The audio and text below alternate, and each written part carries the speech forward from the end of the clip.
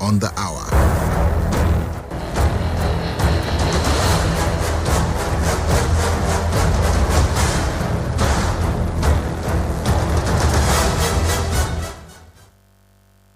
It's midday. Good afternoon. You are tuning and listening to Citizen FM 93.7 Abuja. I'm Raya Omotosho.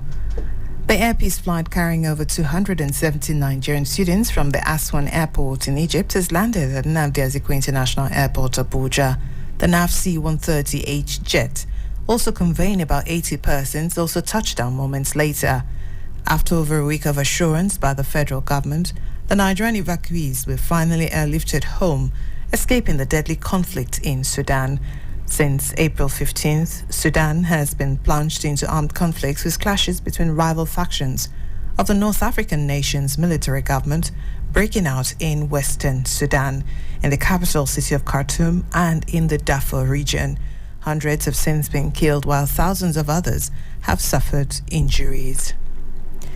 The Senate has approved the restructuring of the controversial 22.719 trillion naira Ways and Means advances, ostensibly to ensure that the government does not shut down. The upper chamber gave the approval during Wednesday's plenary session after considering a report from its ad hoc committee, which noted that the federal government repeatedly borrowed from the Central Bank of Nigeria, CBN, in the process exceeding the 5% threshold of the previous year's revenue as stipulated by the CBN Act.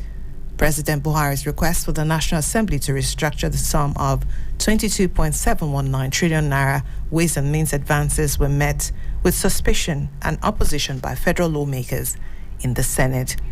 In his letter to the Senate, which was read on the floor on December 21st, 2022, it explained that the Ways and Means of advances given to the federal government by the CBN are for emergency funding of delayed receipt of fiscal deficit.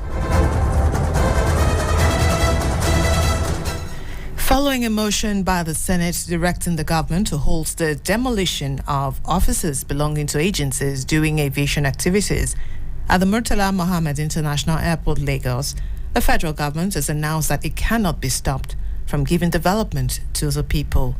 Minister of Aviation Hadi Sirika disclosed this Wednesday during a briefing after the Federal Executive Council presided over by President Muhammadu Buhari at the State House in Abuja.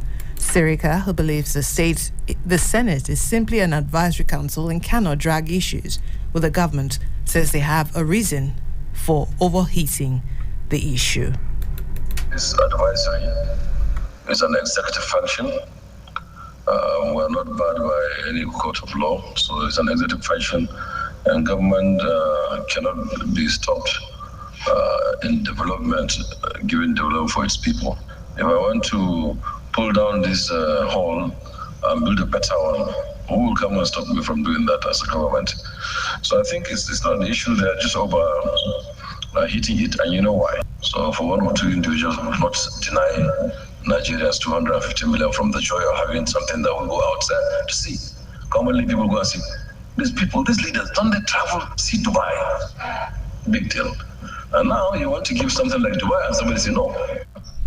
The President-elect Bola Ahmed Tinubu Wednesday appreciated Governor Nyesom Wike of Rivers State for his contribution to his victory at the keenly contested February 25th presidential election.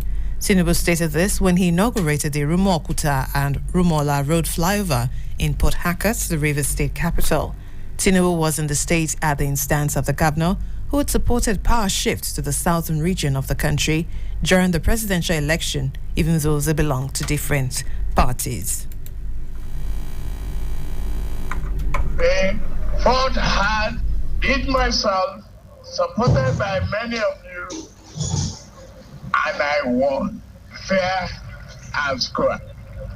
He did not choose to serve his own interest, not about him, rather the interest of the nation. You promoted unity. You promoted fairness. You championed justice. Meanwhile, the governor of Rivers State, Nyesom Wike, has said the reason behind so many uncompleted government projects in the country is the procurement law. He said this during the inauguration of the Rumo-Okuta and Rumola flyover in the state capital in Port Harcourt on Wednesday. The governor stated that they had to amend the state's procurement law in order to bypass the bottleneck of the federal government's procurement law. Part of the problem why we're having so much uncompleted projects has to do with our procurement law. If you read the procurement law, it will take it very, very long to complete projects, because how much does our procurement law, of course the one of the federal, how much does it say? 15% to 30%. When you give a contract of 15%, before you pay another money, inflation is almost every day. And then they will come for variation because of high cost of building materials.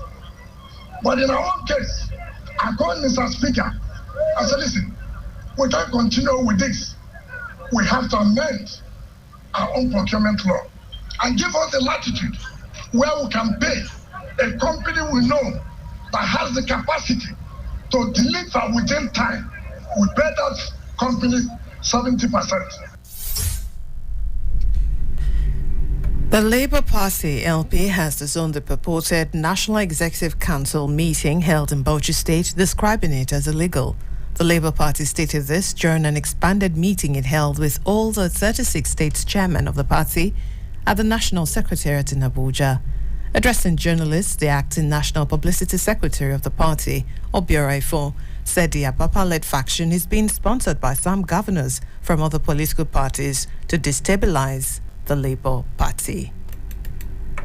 So I address you now, 6 of them, in furtherance of the directives from their paymasters, are meeting in Bauchi for a fake and unlawful neck. Surprisingly, this is coming barely 2 weeks after the party held its very successful neck in Asaba, Delta State, that was attended by virtually all NEC members, including 36 states, chairmen and secretaries, all members of National Working Committee, most of the elected members of the National Assembly, leaders and presidential candidates of the party, including Mr. Pitobi, party trustees, including the Nigerian Labour Congress,